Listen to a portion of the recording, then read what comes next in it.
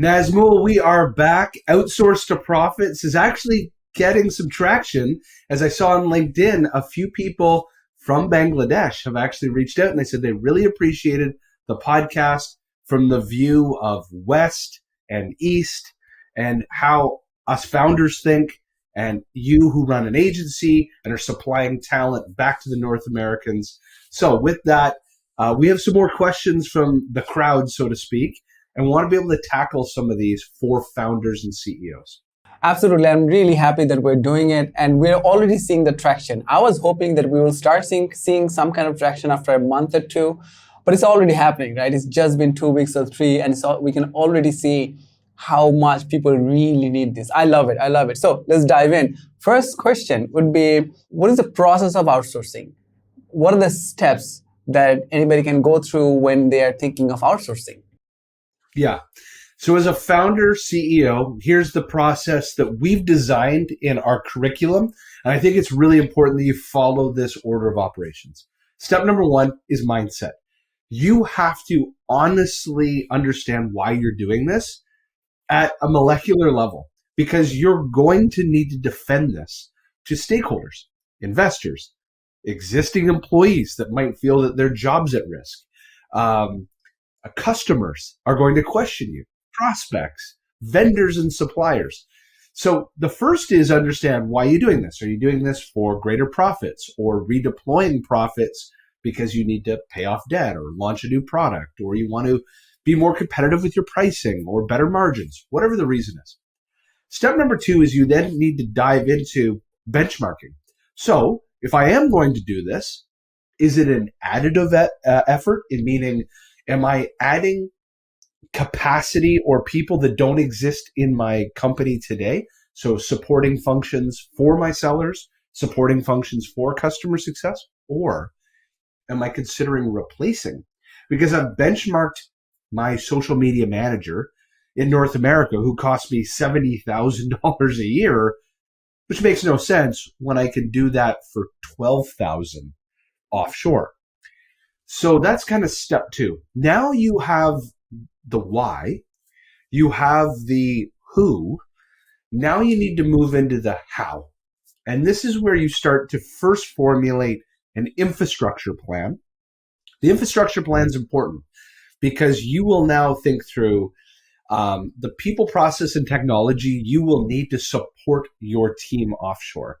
So making sure that your employment agreements are set. You have standard operating procedures in place. You have virtual communication platforms ready to go. Those are just small examples. And then you move into talent acquisition, which is a sales process. In talent acquisition, there's 2 parts. You have to acquire the talent. You have to onboard the talent. So you need a strategy to attract recruiters and or as well the talent itself. People don't just from the Philippines or Bangladesh fly in the window magically. Like, I want to work for you. No. You have to build a business case that you are secure, you're safe, you're stable. You have to, we call it the 4 S's. You really need to be able to demonstrate we are an employer of choice. We've got something that's potentially long-term for you. So you have a recruitment strategy, and then you have an onboarding strategy that is not just transferring the knowledge of the tasks and skills of the role, but you're working on skills that I believe, this is my personal opinion, that teammates in the East, your offshore teammates, your outsourced teammates, could benefit from. Decision-making, autonomous decision-making, strategic thinking, improved communication, both verbally and written. These are soft skills that you can give your teammates above and beyond like the how you do the job that will enhance their experience, your collective experience together. So that's the journey I see. Now, from your perspective, you're bringing talent to the forefront to us in North America. How would you answer that question?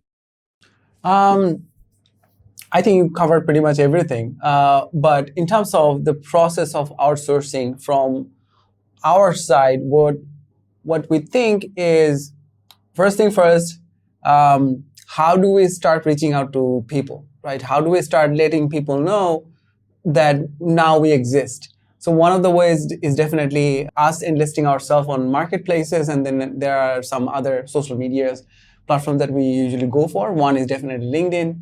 The other thing that has worked pretty well for some of the people that I have worked with is Facebook groups. So they can find really good lists through Facebook groups as well. So that's how we start. And then obviously we have to start communicating with the people that we want to work with.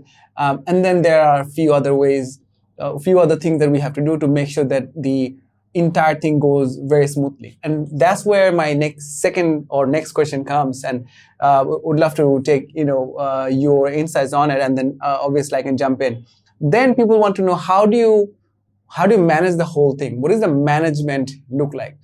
So outsourcing management, what would you say about that? Well, there's different avenues because depends on the partnership agreement that you want. So let's actually look at a spectrum. On a spectrum, you, the founder, can ingest this new talent in-house, no different than your onshore employees.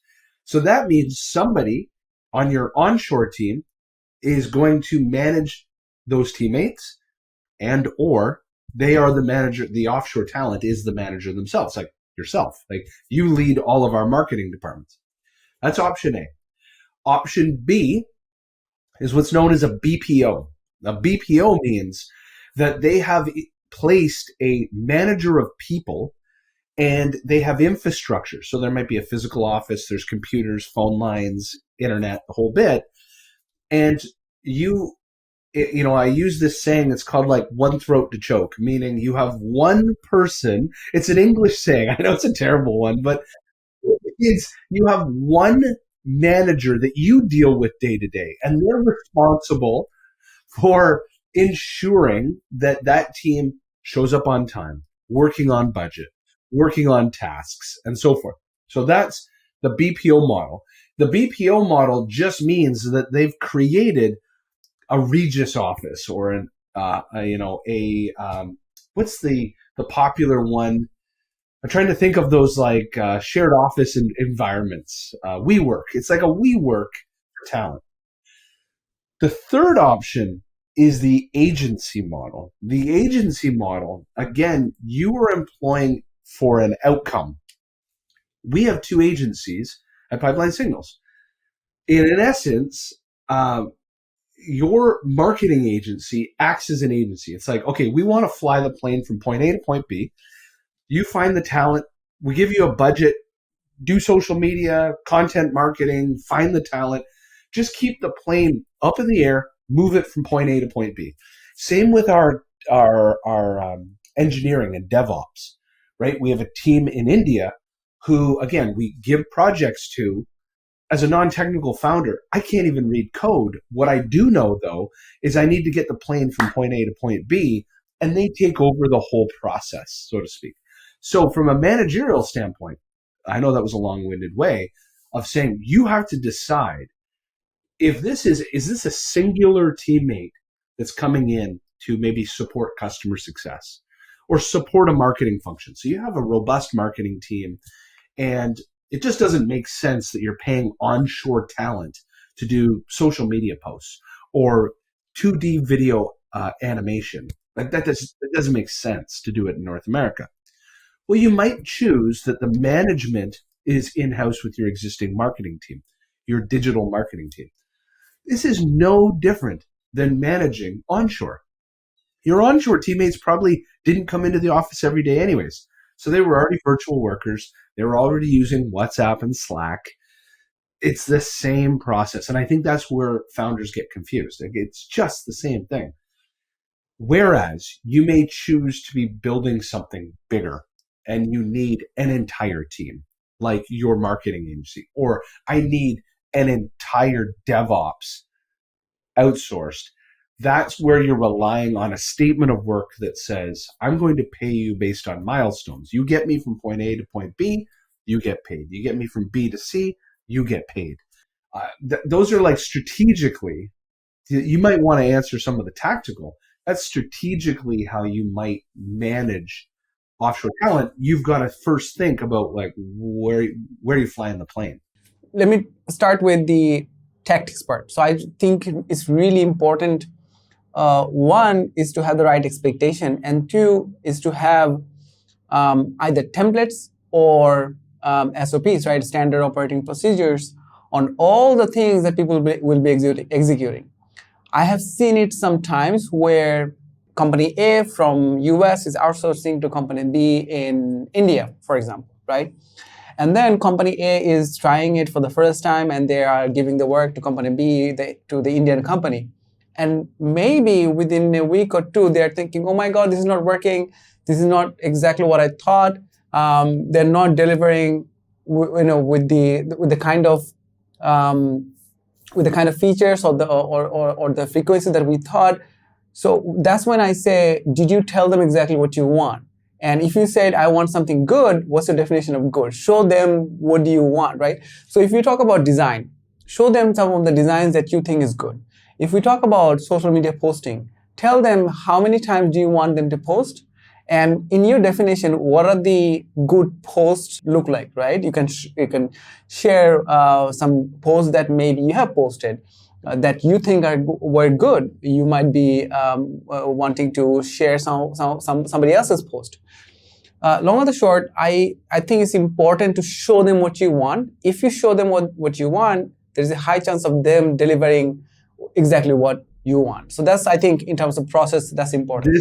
This is fantastic. And let's kind of dive, I want to go a little deeper on this. So as part of what we teach, you must create a standard operating procedure before they start in their role. Why? In North America, you hire your onshore talent. This is called the water cooler effect. The water cooler effect means that I don't need to teach cultural nuances because they live here. And they're most likely going to pick up through osmosis some of the finer details of what good looks like for the role, because they might physically come into your office. They might know the people that work there. They can communicate a little easier. They can put the puzzle pieces together faster. Offshore, there's two paths of learning that happens. So offshore talent comes in. There's cultural learning, and there's the skills of the actual role, like what do I need to do? And so if you make it, see, us founders, we jump off cliffs and we build the parachute on the way down. And we think everybody can do the same thing we can do, which is not true. If you think that you can have people jump off cliffs and learn two things at the same time, number one, what did he actually mean on the steps and order of operations of the role? And two, when he starts every call with saying, so are you good? Are you having a good day? And, all the culture, you remember you and I had these conversations. You actually said to me, he's like, what do I say when you always say, how's your day? It's just in North America. Yeah. So long and the short, if you're having them learn two things at the same time, that's a recipe for disaster. So the steps and order of operations of what good looks like technically has been documented.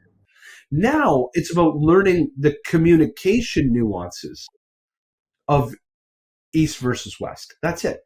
Now you've made it a lot easier. Yeah. I'll give you an example about the culture thing. You know how people from Canada are nice, right? They're just nice people. Everybody knows that in the world.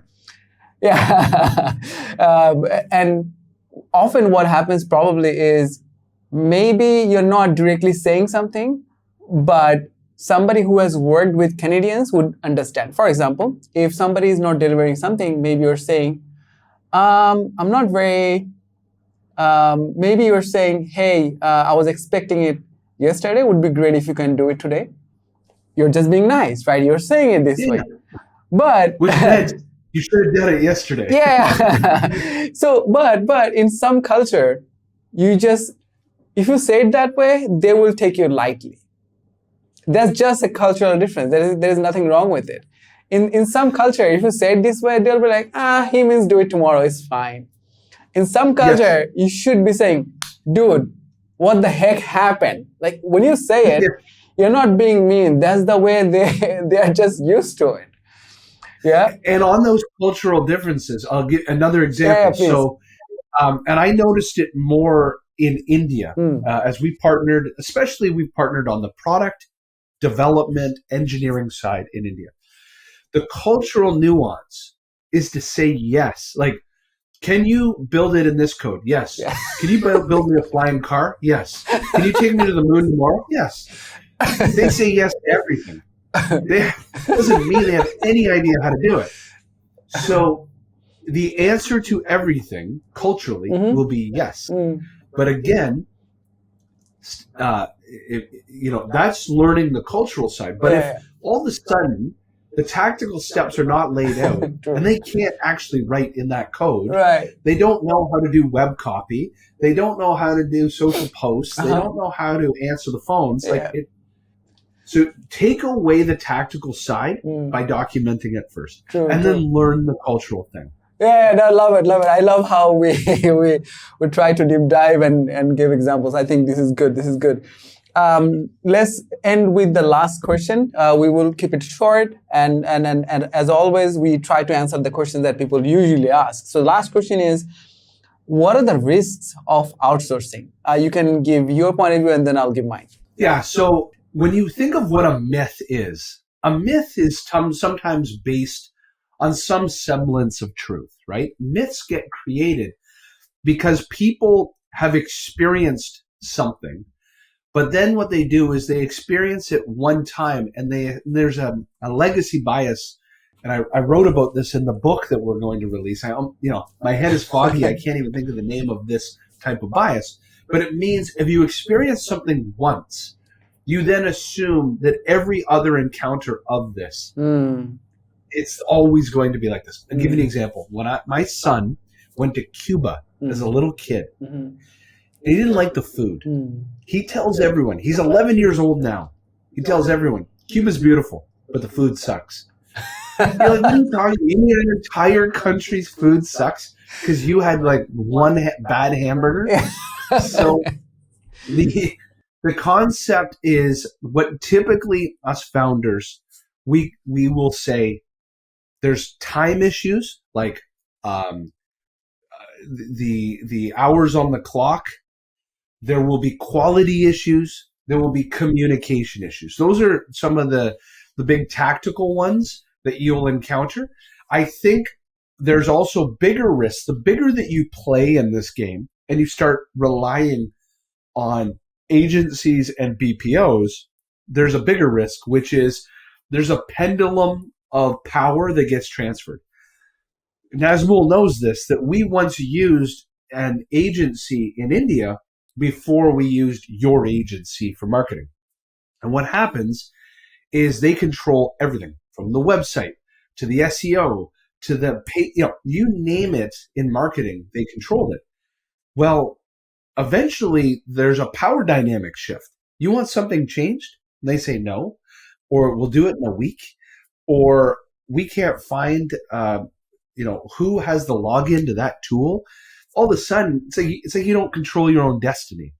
I think that's a bigger problem, like if you're doing it at massive scale, but at the individual level, I think that the risks are actually more nuanced. You're going to have teammates that don't buy into the same vision as you. They don't support the offshore teammates as well. You don't take communication seriously. You don't develop a relationship as you would your onshore teammates. Like in your onshore teammates, I get it. You can go have a beer on Thursday nights. You can't do that offshore. But you're still going to need to build, a communication path to human and human interaction. So I think that the risks, though, obviously, as a guy who's done this in 3 different companies, the risks are overcoming your own mindset and then tactical standard operating procedures. But outside of that, the reward of being able to do things in your business, the pliability, the flexibility financially you never had before, far outweigh me learning details. Yeah. So I'm getting over a cold for the audience, and for anyone watching the video, my nose keeps running. So. Don't worry about it. This is really good. and I'm really happy that you're doing it. I'm grateful. Thank you for doing this, even though you were a little sick. So we will end with mine. And I will divide the risks of outsourcing. I will personally divide it in two groups. One is being a freelancer, what are the risks? And being a company founder or having a company, then what are the risks? So as a freelancer, here are some of the risks that you might go through. Number one, you might not be able to convince your future wife's parents that you have a steady flow of income. And oh yeah, absolutely. So in our culture, like convincing your parents you're in a band. Yeah, so yeah, that's what they think. You're in your basement, just working on a laptop. Obviously, come on, you're not going to an office. You don't have a tie. You don't have whatever $200 or I don't know $300 coming in every single month to your bank account. They think that's security. But a lot of freelancers, I think the risk is if you're trying to convince your future wife's parents that you have a steady flow of income and you have a secure job or secure career, is going to be really hard. Okay, it's just going to be hard. That's the cultural thing. That's a legacy bias Yes. out of parents' generation. Yeah. My parents, when I first became entrepreneurs, they're just like, how do you live every day not knowing what you're going to make? But the funniest thing is, if somebody is working somewhere, if somebody has a job, guess who he is working for? The founder. Yeah. Like, how do you not get that? Right. Yeah, anyway, well, I don't want to dive away. Second thing I would say, and I want to mention this, it doesn't matter if you're a freelancer or a company, very important.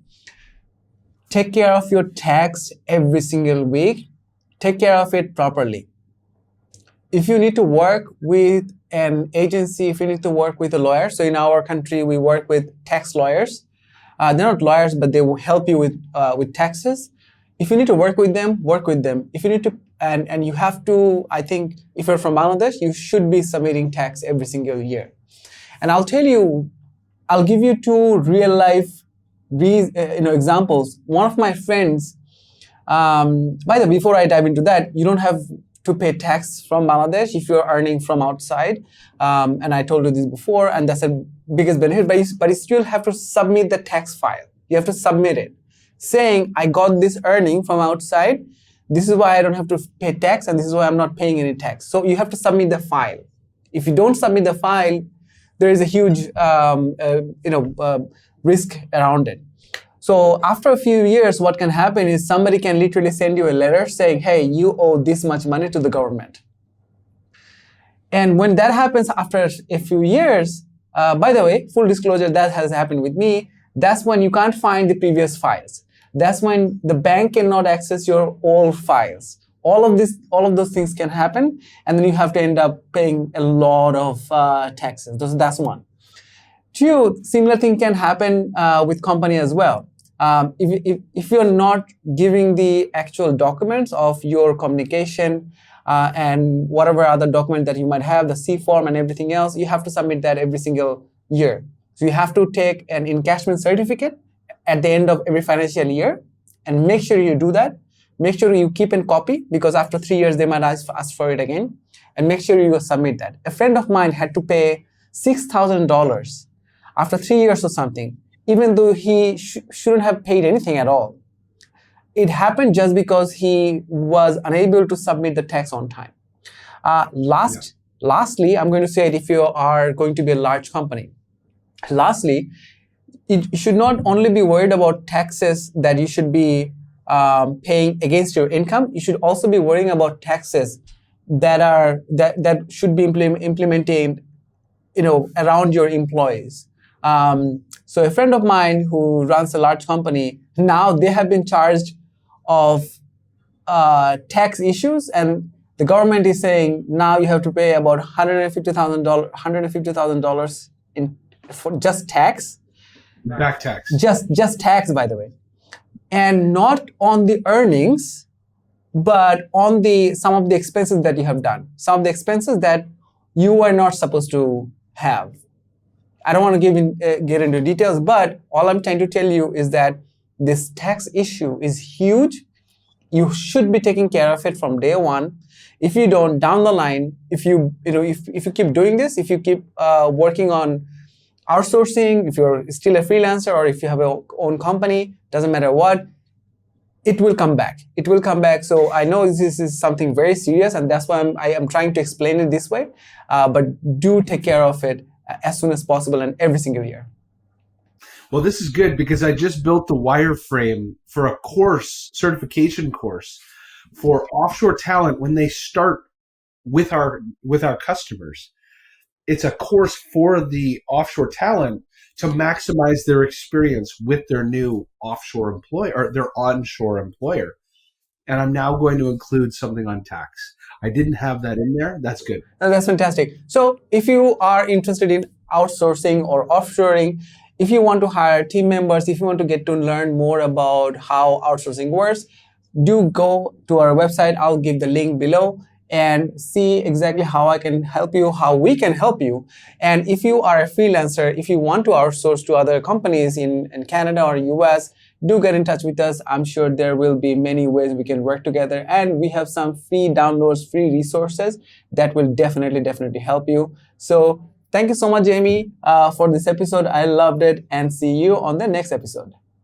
Sounds good. Take care.